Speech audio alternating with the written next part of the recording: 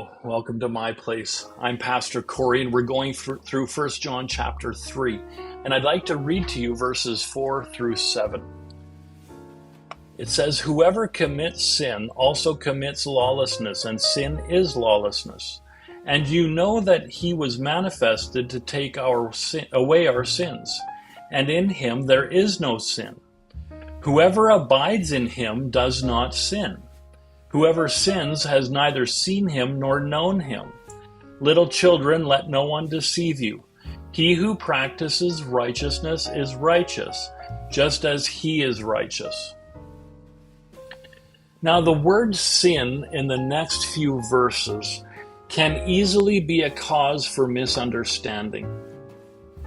It doesn't help that some of the translators use words like practices or commits. It doesn't give the full meaning of what John was talking about here. Now, if you just read the verses without getting into the deeper understanding of it, then it seems that John is talking about a works-based salvation, or needing to do good in order to maintain your salvation.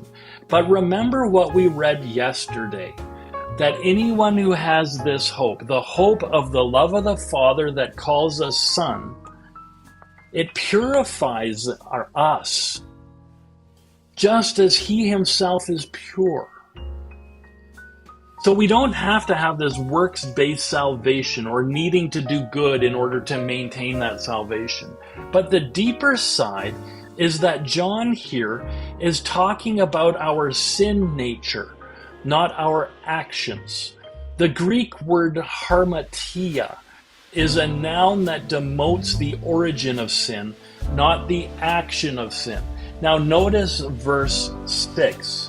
It says, "Whoever abides in him," that's abides in God or abides in Jesus, "does not sin. Whoever sins has neither seen him nor known him." Whoever abides in him does not sin. Now, I will ask you two questions. One, do you abide in Jesus and in the Father? The answer is, if you are born again, you are abiding in him. And the second question I ask you is, have you committed actions of sin since being born again? Well, the answer is, for all of us, obviously, yes. So therefore, if I abide in God and he abides in me, and yet I have committed actions of sin, then we need to look into 1 John 3 verse 6 a little more.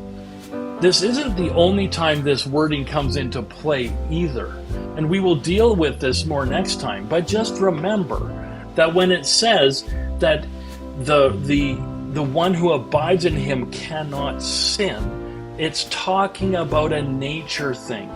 We will talk more about this when we get to this in the next episode of My Place. God bless you richly. We'll see you then.